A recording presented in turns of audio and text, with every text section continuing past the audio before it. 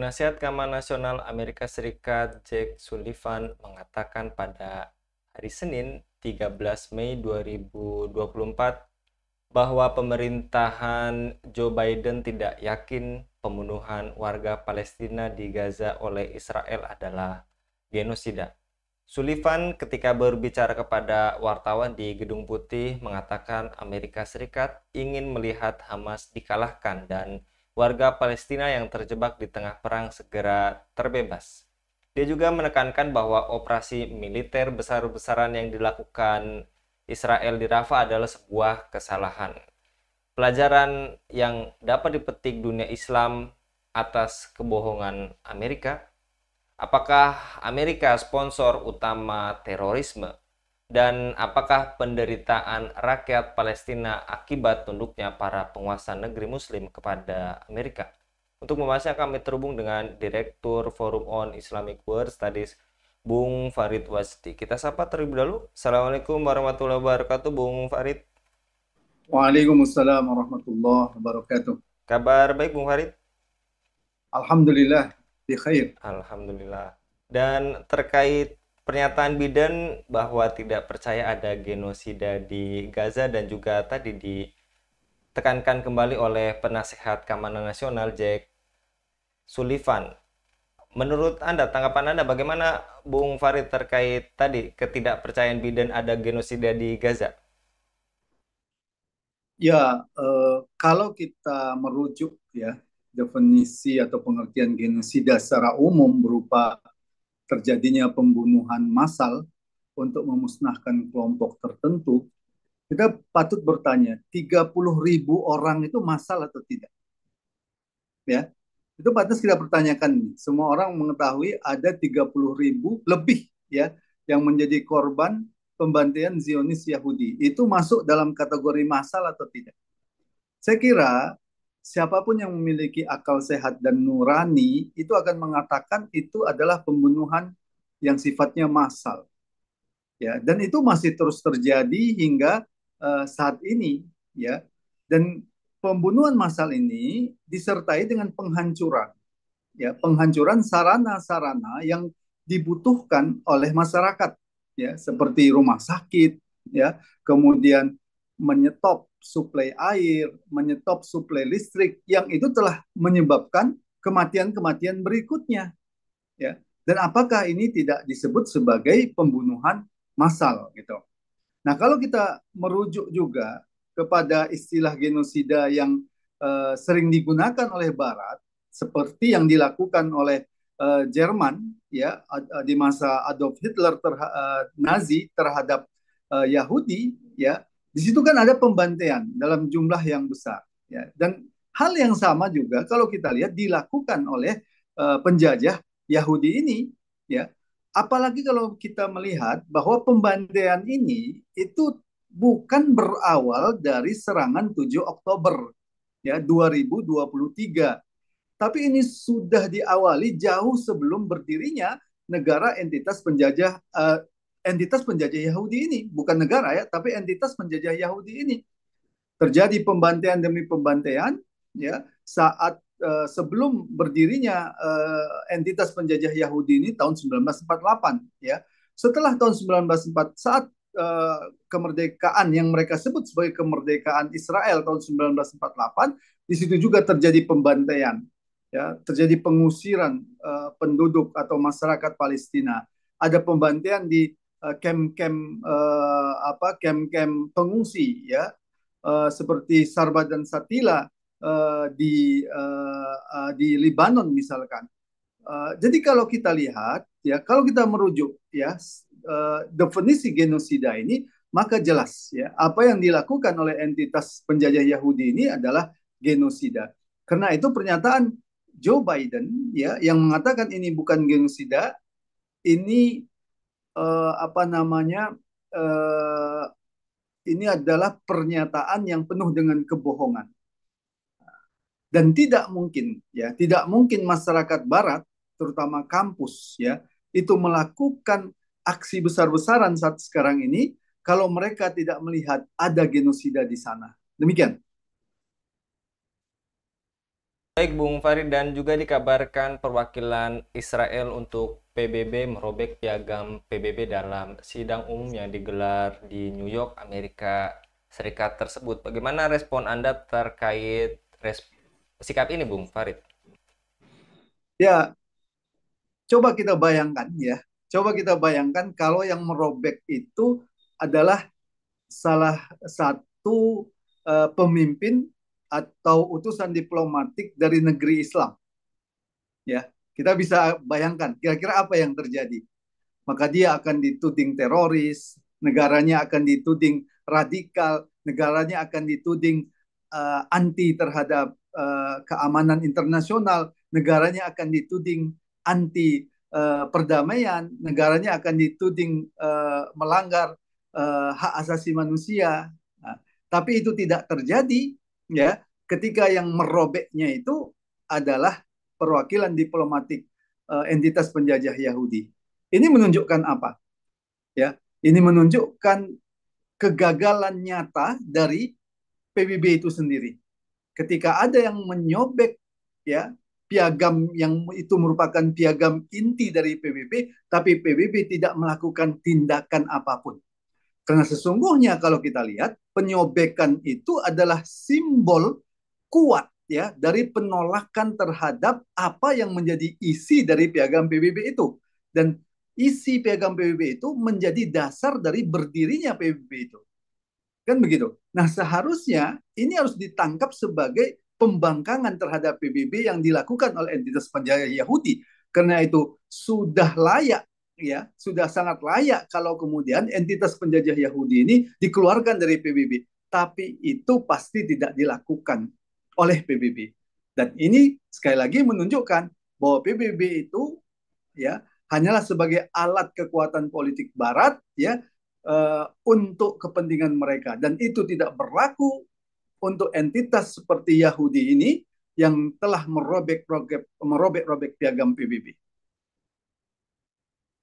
Baik, Bung Farid, dan ini artinya berarti sikap arogansi entitas Yahudi ini tidak akan terjadi jika tidak didukung oleh tadi yang Anda katakan Amerika Serikat dan sekutunya, Bung. Ya, ini pertanyaan yang paling sering ditanya, ya. Kenapa entitas penjajah Yahudi itu demikian arogan? Padahal dia itu adalah kelompok kecil. Kalau dia disebut negara, adalah negara yang kecil. Ya, jumlah pasukannya, ya, pasukan intinya itu tidak lebih dari 150.000. Jumlah penduduknya juga hanya sekitar 7 juta. Kan gitu. Ditambah lagi dia tidak memiliki sumber daya alam dan sumber daya manusia yang mencukupi atau memadai. Ya, dia bergantung kepada bantuan Amerika dalam hidupnya. Dia bergantung kepada uh, ekspor atau masuknya barang-barang atau impor, ya, impor barang-barang dari luar seperti dari negeri-negeri Islam seperti Turki misalkan, ya. Dia bergantung dari sumber energi dari negeri-negeri yang ada di sekitarnya, ya. Nah, pertanyaannya, kenapa entitas penjajah Yahudi ini demikian arogan? Ini kita bisa lihat pertama karena entitas penjajah Yahudi ini mengetahui bahwa apapun yang mereka lakukan itu didukung oleh Amerika. Karena Amerika lah yang sebenarnya memiliki kepentingan. Amerika dan sekutu-sekutu baratnya memiliki kepentingan terhadap keberadaan entitas penjajah Yahudi ini. Untuk apa? Untuk memecah belah negeri Islam. Untuk kemudian menimbulkan kekacauan di negeri Islam. Dan ini adalah kepentingan Barat, gitu kan? Seperti yang pernah dikatakan oleh Perdana Menteri Inggris, ya, Henry Bannerman pada tahun 1906. Dia katakan ada satu kawasan di dunia yang memiliki satu keyakinan, satu bahasa, ya, satu komunitas, gitu ya, dan dia memiliki kekayaan alam yang luar biasa. Kalau bangsa-bangsa ini bersatu, dia katakan, maka dunia akan mereka kuasai. Siapa yang mereka maksud? Itu adalah negeri-negeri Islam di Timur Tengah. Nah, Henry Bannerman mengatakan untuk itu, ya, diperlukan semacam keberadaan entitas penjajah Yahudi ini. maka tidak mengherankan Inggris lah yang kalau kita lihat membidani kelahiran entitas penjajah Yahudi ini. Dengan keluarnya deklarasi Balfour, ya, yang itu kemudian mempermudah atau melegitimasi ya masuknya orang-orang Yahudi ke Palestina, ya. Demikian juga itu diperkuat oleh PBB, ya. Jadi kalau kita lihat keberadaan entitas penjajah Yahudi ini dibutuhkan oleh Barat, ya, dan uh, entitas penjajah Yahudi tahu bahwa apapun yang mereka lakukan itu akan didukung oleh Amerika karena Amerika telah mengatakan bahwa membela entitas penjajah Yahudi ini adalah harga mati. Itu yang pertama. Yang kedua, kenapa entitas penjajah Yahudi ini demikian arogan? Karena dia sudah tahu bahwa penguasa-penguasa negeri Islam, terutama penguasa Arab, itu tidak akan melakukan apapun, tidak melakukan tindakan yang signifikan untuk menghancurkan dia, apapun yang dia lakukan. Kenapa? Karena penguasa-penguasa Arab ini berada di bawah kendali Amerika Serikat dan tunduk kepada Amerika Serikat. Itu diketahui persis oleh entitas penjajah Yahudi ini tentang pengkhianatan penguasa Arab ini. Ya, yang ketiga, uh, entitas penjajah Yahudi tahu bahwa negeri-negeri Islam saat sekarang ini sulit untuk disatukan. Kenapa? Ada sistem politik yang itu direkayasa oleh Barat, yaitu sistem politik negara bangsa yang telah memecah belah ya negeri-negeri Islam, termasuk negeri-negeri Islam di wilayah Arab. Ya, negara-negara bangsa inilah yang lahir dari rahim kolonialisme, yang menjadi semacam penjara besar yang itu menghalangi umat Islam untuk bersatu. Entitas penjajah Yahudi sangat tahu tentang itu. Oleh karena itu, arogansi mereka ini bukan menunjukkan karena mereka kuat, tapi karena mereka tahu mereka didukung oleh Amerika, ya, penguasa-penguasa negeri Islam, terutama penguasa Arab akan diam. Yang ketiga, ada penghalang dari segi sistem politik di negeri Islam, yaitu keberadaan negara bangsa yang lahir dari rahim kolonialisme. Mereka tahu persis itu. Nah, karena itulah, ya, bagaimana kemudian agar penjajahan di Palestina ini bisa dihentikan, tiga perkara ini harus dihilangkan. Perkara yang pertama adalah campur tangan dan intervensi Amerika. Maka umat Islam membutuhkan negara global yang itu bisa menyatukan umat Islam untuk mengimbangi Amerika, sehingga tidak melakukan intervensi lagi. Negara global itulah negara yang sifatnya global itulah yang disebut dengan khilafah ala minhajin nubuwah. Yang kedua, negara khilafah ala minhajin nubuwah ini akan menyingkirkan penguasa-penguasa pengkhianat yang selama ini menjadi semacam Iron Dome yang terkuat, ya, yang terdekat, yang melindungi entitas penjajah Yahudi ini. Yang ketiga, keberadaan negara khilafah ala minhajin nubuwah akan melebur negara-negara bangsa yang selama ini menjadi penjara besar yang menghalangi persatuan umat Islam. Inilah tiga agenda besar yang harus dilakukan oleh umat Islam untuk menyelesaikan masalah Palestina dan masalah negeri-negeri Islam yang lainnya. Baik, Bung Fari, dan tadi 3 langkah konkret untuk menolong Palestina, dan apakah ini artinya perbuatan keji yang dilakukan entitas Yahudi tersebut melebihi segala tindakan kezaliman yang pernah terjadi di muka bumi ini, bahkan melampaui tindakan kekejian nazisme maupun fasisme, Bung Fari? Ya, tentu ada kekejaman uh, yang terjadi di dunia ini mungkin lebih besar begitu ya. Tapi yang jelas yang dilakukan oleh entitas penjajah Yahudi ini adalah kekejaman yang luar biasa. Ada 30.000 lebih yang terbunuh. Sekarang penduduk Rafah ya yang jumlahnya sekitar 1,5 miliar sedang dalam kondisi yang terkepung dan mereka siap ya dalam kondisi yang dikondisikan untuk dibantai oleh entitas penjajah Yahudi ini ya. Entitas penjajah Yahudi ini sudah mengirimkan selebaran-selebaran yang meminta agar ada evakuasi ya. Masalahnya evakuasi kemana gitu ya. Sementara pintu Rafah itu ditutup ya, dan pintu Rafah ini yang sesungguhnya itu jalan satu-satunya untuk masuknya bantuan pangan dan bantuan obat-obatan dan bisa menjadi jalan keluarnya para pengungsi ini menuju Mesir, itu hanya dibuka atas persetujuan ya Israel dan Mesir gitu. Di bawah kontrol Amerika Serikat ya. Jadi kita bisa bayangkan bahwa penduduk Rafah yang jumlahnya sekitar 1,5 5 juta itu di tempat yang sangat kecil, di kota yang sangat kecil sebesar Banda Aceh ya, di mana rumah sakit sudah dihancurkan, tidak ada lagi rumah sakit yang layak di sana, air sudah dihentikan, listrik sudah dihentikan ya, dan itulah yang sekarang ini sedang terjadi. Kekejaman apa lagi ya, siapapun manusia yang melihatnya akan melihat ini sebagai sebuah bentuk kekejaman, apalagi seorang muslim ya, karena dalam Islam jangankan nyawa 30.000 umat Islam, satu nyawa saja umat Islam ya, satu nyawa saja kaum muslimin itu sangat berharga, sangat-sangat berharga. Bahkan Rasulullah SAW menyatakan bagi Allah hancurnya bumi beserta isinya ini adalah lebih ringan dibanding dengan terbunuhnya satu nyawa kaum muslimin. Bahkan dibanding dengan kemuliaan Ka'bah disebutkan seperti itu, nyawa kaum muslimin itu jauh lebih berharga walaupun satu orang. Berapa orang yang sudah terbunuh di sana ya.